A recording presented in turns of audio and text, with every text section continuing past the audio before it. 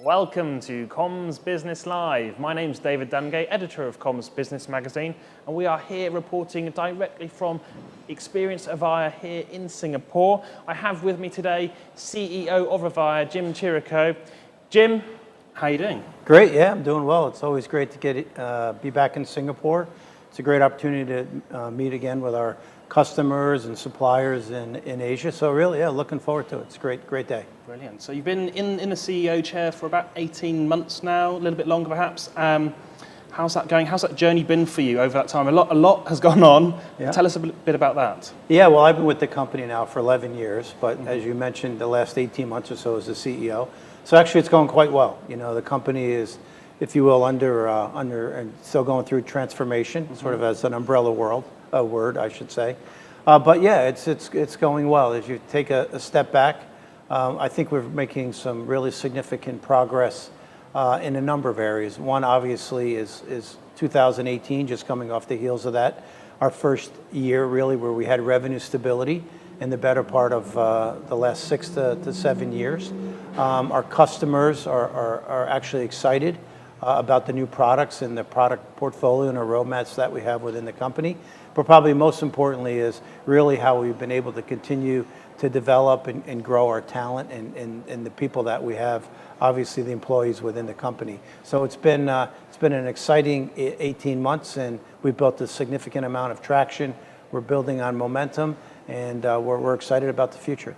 Yeah, it's great. It's great to see that momentum start to really snowball now. I was lucky enough to be present in 2018, in January, when you relisted on the New York Stock Exchange. Tell me, how did that feel, standing up on the podium there, ringing the bell, welcoming Avaya back to the markets? How was that for you? Oh, yeah, no, that was great. It's one of those bucket list items, to be honest with you. So, but probably more important was the fact that we had over 300 employees, partners, and customers sharing that day with us. So that was obviously very, very exciting. But it was the ringing of the bell, if you will, was the really creation of what we call the new Avaya. And that's an Avaya that is, number one, customer-led. Number two, a company that's now investing more and more in not only the growth within the company, but the growth with our employees, the growth within our product portfolios. You know, the number of new and emerging technologies that we're now offering to the marketplace are significant. But at the core, we're still the same company. We're known for our technology expertise. We're known for our innovation. We're a company that's been around 100 years, one that can be trusted. So kind of a new beginning, but yet built off the core and the fabric of the past. And this is not your first time in Singapore. I believe you've spent a bit of time here in the past. What did you learn from your time in Singapore way back when? Yeah, I know, that's right. I actually moved to Singapore in 1998, and I stayed till 2006. So I was here for 8 years. I was living in the United States, so changed jobs, picked up my family. I had 2 young children, my wife, and we went to Singapore. But it was exciting. Singapore is a beautiful country, but I had the opportunity to have a regional job, so I had a chance to travel throughout Asia and really learned quite a bit, actually, from not only a personal perspective, but from a professional perspective as well. When you take yourself and move to a new environment and move to a new job, you really learn a lot. Probably the most important thing is when you're early in your career, typically you'll get recognized for what you do as an individual. But the further you advance, obviously, the more you get recognized for what your team does. And I'll tell you, to pack up and move halfway around the world, you really need your team in order to drive success. So it really gave me some real insights into the value of your team, into the value of different cultures, different diversity, and really has made me not only a better person, but sometimes like to think as a better professional as well.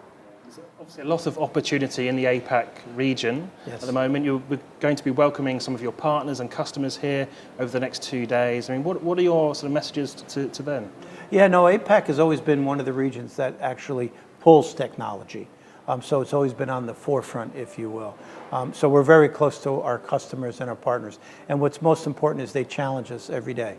Status quo does not work in the Asia-Pac region. And in fact, when I'm talking tomorrow to our customers and partners, the main message and main theme, if you will, the discussion and the talking points is really around change and really the need to listen to your customers, really be a customer-led organization, really challenge yourself day in and day out, and really reach out to your customers because they're the ones that will fuel your growth and fuel your innovation. So I'm really looking forward to meeting with them tomorrow because it's a great collection of customers from around the region. And they're obviously been very loyal, very committed to us as an Avaya. So it's also an opportunity for us to really say thank you for staying with us and really being really loyal and committed customers.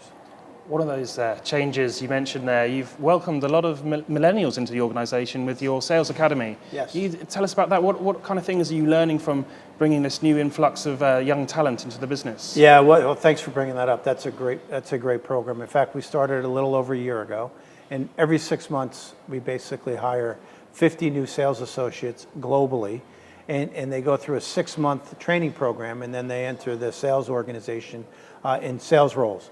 So we've completed 2 classes, so we now have 100 new sales professionals, and we have about 2,000 quota-carrying salespeople. So even though it's 5%, it's amazing how the 5% can morph and grow into being a significant differentiator really to move the organization, and we're getting ready to start our third class.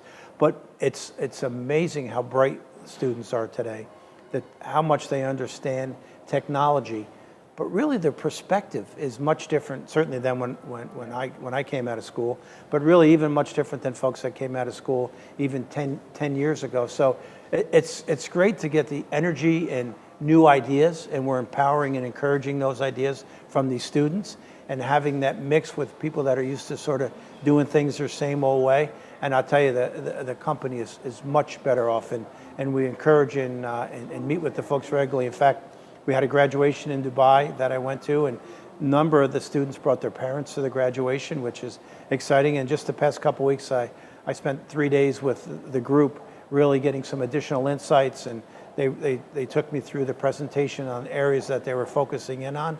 And it's pretty exciting. It's a great program. That's a proud moment for many parents up there watching their children graduate from the academy. I mean, it's a really a nice family atmosphere you've created there. Yeah, we're working a lot on the culture, to be honest with you. You know, a 100-year-old company back from the AT&T days sort of has this inertia and a perspective maybe that's a bit of a sort of an old iron type hardware company.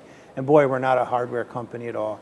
We're a services company, we're a cloud company, and really that differentiation, the work that we've been doing in branding the new Avaya, and really, making it a hip company. It's easier to start from the ground up, and here's a new and exciting company. But that transformation is interesting, and I tell you, these Sales Academy folks are really fueling us and really helping us reestablish our brand, our market presence, our innovation, and really new ideas on how to tackle the market. It's actually quite fun. Sure. Okay. And another point I wanted to address was your talent exchange program. I recently learned about this, and sounds fascinating. The brightest minds within Avaya are going to different regions. Can you tell us a little bit about that and why you started that? Yeah. In fairness, I started because I'm a product of that. I was working in the U.S. I had an opportunity to be an expat and move to a different geography, obviously here in Singapore. But I don't think you need 8 years. So I learned that you needed, I think, 6 months. So when I was at my previous company, we actually started, we called it a sea change program, and we actually took individuals and put them in different geographies to walk a mile in their moccasins, learn the culture. Even though you're a global company, it's amazing how you operate differently and really to understand how people think. And boy, when you go and spend 6 months in another country and you break down those barriers and you look at the way they view the world, it's contagious. So we just started here in the company in January, actually. So we have 20 employees. We had 200 apply. They had to write a resume. They had to do a project in order to get selected. And in fact, we have 3 or 4 of them that are here that are actually one from Mexico, one from the United States, and one, I can't think, that are working in Dubai. And they're actually going to be presenting tomorrow to our customers. So the second round, if you will start over the summer months. But it's a great program. And boy, from an individual perspective, it's significant. but more importantly, from a company perspective, it's going to go a long way. In 2 or 3 years, we're going to have hundreds of people that have been through this program. And you talk about breaking not only functional barriers, but also geography barriers. It's going to go a long way and really to propel the company forward. So it's a great program. It's a great program. Okay, so 2019, we're a little way into the year now. What are your expectations for the year? What are we going to see from Avaya this year? Yeah, you know, number one is to be a credible and a predictable supplier to our customers, and I think we're doing quite well. Secondly, obviously, one of our main objectives is growth for the company, so we're still focusing on driving revenue growth, and if we're able to achieve that this year, it'd be the first time in 11 or 12 years, actually, that you'll get year-on-year revenue growth. So we're quite excited about the opportunity there. But really, we're focused on 4 simple things. One is our core business, our UC and CC business. You know, we're the #1 market share leader. We have 90% of the Fortune 100 companies run their mission-critical applications on Avaya each and every day. We span from SMB to 50 to 100,000 seat implementations in the contact center. We operate in 175 countries around the world. So focusing on our core business is very, very important. And it's also important because our customers have made significant investment. So they want us to continue to make that investment so they can continue to move that to the cloud if and when they're ready. So the second, obviously, pillar for us is cloud. And we have a real differentiator in the marketplace and our ability to provide a private cloud service to our customers. And if you're a large enterprise, you won't move to a public cloud environment. But to provide the capabilities, moves, adds, and changes, portals, so on, the virtual hosted private instance at Avaya for our critical enterprise customers, it's really a real propelling proposition, and we're actually getting great acceptance. So core is important both in the private and the public, and more importantly, hybrid. So we provide scale no matter where you want to move your business. So we have it when you're ready and how you're ready. We can provide that capability. Third is in services. We have a world-class services organization. We have over 4,000 services professionals working in maintenance, working in professional services, working in private cloud services, and it's an expertise that you just can't grow, right? Yeah. It's years and years of experience. So our services business is actually doing quite well. And then on the innovation front, areas like AI, mobility, identity as a service, really we're seeing nice growth rates and new and emerging and innovative products. So we're focusing on 4 pillars. We're doing well. We're getting a significant amount of customer acceptance and traction. So we're going to focus on those 4 this year and continue to move the business forward. Does the emerging tech excite you? Does that, Avaya, you're doing some great things. You mentioned AI, some blockchain there even. Does that get you going? Does that, does that excite you? It is exciting because what it does is it provides a different value proposition for our large contact center customers, right? You provide them identity as a service. It's a really significant feature additive to the contact center. So it keeps that stickiness and provides a value add prop for our customers. AI is another example, right? And AI is more than TCO and productivity. It does provide those capabilities, but more importantly, it can change the landscape of a contact center because it's all driven by a customer experience. Everybody wanted to focus on customer experience, right? But the aspiration and the technology weren't connected. Now the technology, in fairness, is outpacing the aspiration. So to the degree that you can provide a better customer experience for your customers, the better off you're going to be. So someday a contact center may move from a cost center to actually a profit center because of the evolution that we're making in AI and really driving a different value prop. So yeah, it's actually a pretty exciting space. I mean, a lot of stuff is going on right now, especially within Avaya. I wouldn't be a very good journalist if I didn't ask a little bit about the rumors going around at the moment. Sure. I don't know if you can comment or shed any light on any of the acquisition rumors. Can you tell us anything about that? Yeah, no, unfortunately, we don't comment on rumors. The one thing I can tell you is, though, our people, our customers, and our partners are differentiating us from our competition. And that's what we're focused on today, really driving the right customer experience in order to propel our customers and partners forward. Brilliant. What message would you like to leave those businesses in the APAC region at the moment that are going through a huge transformation right now? What would you like to leave them with today? Yeah, no, I think we've been pretty clear with them. I mean, we've been around a long time. We've been through a number of transformations. we have clearly been the trusted partner of choice for a long time. And by the way, we don't take that lightly. We earn our seat at the table each and every day. You know, we have the best-in-class financial business model of any of our competitors, 25% EBITDA percent of revenue, generating a significant amount of cash, very good revenue. So we're here to stay. And as you move through this journey in the digital transformation world, you need to go with a trusted partner who has the financial resources, the financial strength, but more importantly, the technical expertise and experience in order to pull you through this. And a company that listens and is committed to make you a winner. And that's what Avaya is here.